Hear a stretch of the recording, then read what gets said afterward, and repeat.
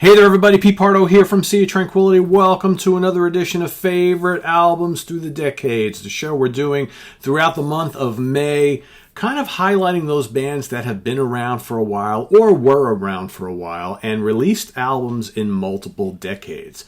So we're looking at bands that put out albums in more than 2 decades, 2 or more decades, and what we're doing is either myself and a guest, or myself and a couple of guests, are going to pick out our favorite releases from each of the decades represented. So today we're going to take a look at one of my favorite bands. I mean, we're going to pick a lot of my favorite bands, obviously, throughout this month. We're going to take a look at the U.S.'s own hard rock institution, Styx, okay, who have been around since the early 70s and still around today. So what I'm going to do is I'm going to go decade by decade, and I'm going to pick out my favorite album. We're going to start with the 70s.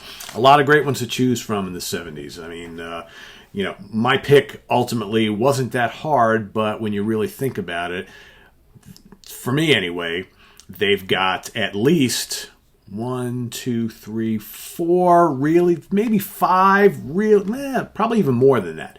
Really solid records. Solid to great records. I have to like this album a lot. Man of Miracles, right? Really good album. Probably for me, their first album. They've had really good songs up to that point on all their albums, but their albums were kind of spotty, but still really good. But, The Serpent is Rising, and then Man of Miracles. Then, of course, you've got Equinox and Crystal Ball, all really strong. I think everything from, like, Equinox all the way up to the end of the decade with Cornerstone. Really, really great albums, right? But you can only pick one. So, of course, I'm going to go with The Grand Illusion from 1978.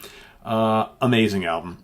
Again, another favorite record of all time, and I apologize for the dogs barking. My wife is training in the backyard, and my dogs inside, I have 3 of them, are just going nuts. You would think they would get used to this every day, that she does training outside. You need to just kind of relax and wait till she's done. Doesn't work that way. So again, a great album. Title track, Fooling Yourself, The Angry Young Man, Superstars, Come Sail Away, Miss America, Man in the Wilderness, Castle Walls, and the grand finale. I love the ending to this album. This album is very notable for some, strong radio tracks, but man, it's the deep cuts on this album that make it the classic that it is. And I love the cover art, love the picture on the back. So that is my favorite album from the 70s from them. And you know what that is? That's not 78, right? That's 77, right? Yeah, 77. I wrote it wrong. It is 1977 on The Grand Illusion. So we're going to go into the 80s. Not as many albums in the 80s as in the 70s. The band kind of were having some issues with each other during the 80s. But I'm going to go with 1981's Paradise Theater. Okay, this is the Mobile Fidelity SACD release. Okay, that's the album pretty strong album. Concept album, about this old kind of theater, all right, called The Paradise. You've got Rockin' the Paradise, Too Much Time on My Hands, both really notable songs on here. The big hit, Best of Times. Here's where Dennis DeYoung was wanting to do a lot of these kind of ballady type songs. Snowblind is great, Halfpenny, Twopenny. Strong album, holds up pretty well. But again, here's kind of the seeds of where I think Dennis DeYoung wanted to do that kind of, larger theme, kind of Broadway style stuff. He was into the whole vaudeville Broadway, where the other guys just really wanted to rock, I think. So it kind of caused a little riff in the band, obviously, and especially with the Kilroy album, which came afterwards. But this is my pick for the 80s.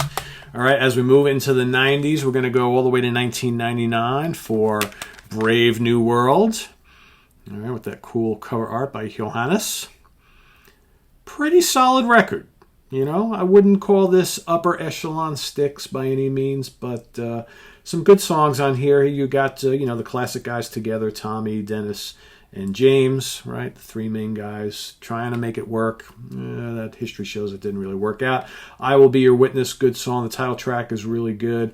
Best New Face. What else we got here? Goodbye Roseland is good.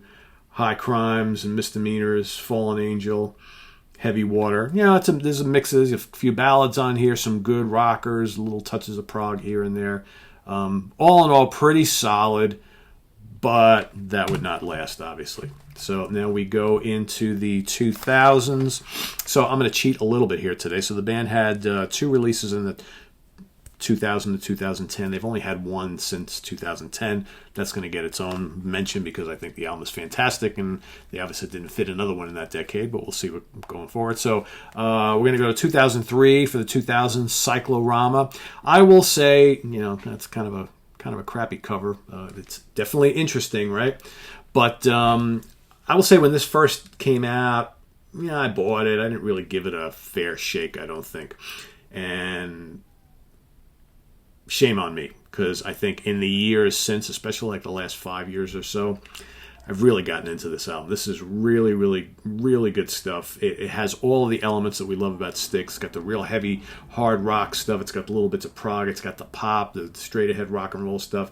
Do Things My Way. And again, this is with, Lawrence Gowan on lead vocals, along with Tommy Shaw, James Young, and the rest of the guys. Really great vocal harmonies on this album. Do Things My Way, killer. You've got These Are the Times, which I think is one of the best songs this band has done in like 35 years. Love that song. Waiting for Our Time, Fields of the Brave, Bourgeois Pig, Kiss Your Ass Goodbye is kind of a nice Tommy Shaw track. You got Captain America, Killing the Thing That You Love. A lot of music on here. It's a pretty long album, but really, really strong. I think if there are any Styx fans watching the show who kind of didn't really buy a lot of their stuff post like Kilroy, this is really good. It's really, really good. It holds up really well, as does their 2017 release. It's the only one from the 2010s, but I'm going to give it its due here. The Mission. I love this album. The only thing I don't like about this album is it's too damn short. It's only like 35 minutes long. Another concept album, little sci-fi themes put together by Tommy Shaw.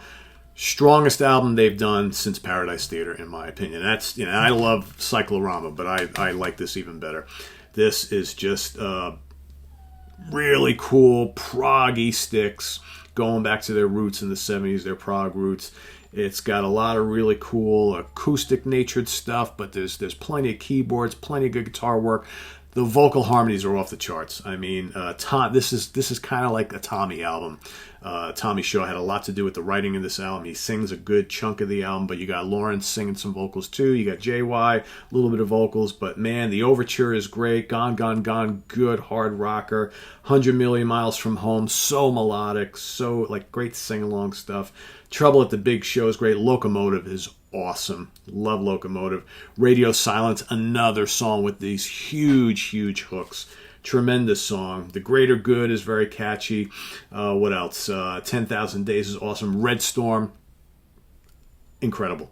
So memorable. So many great hooks.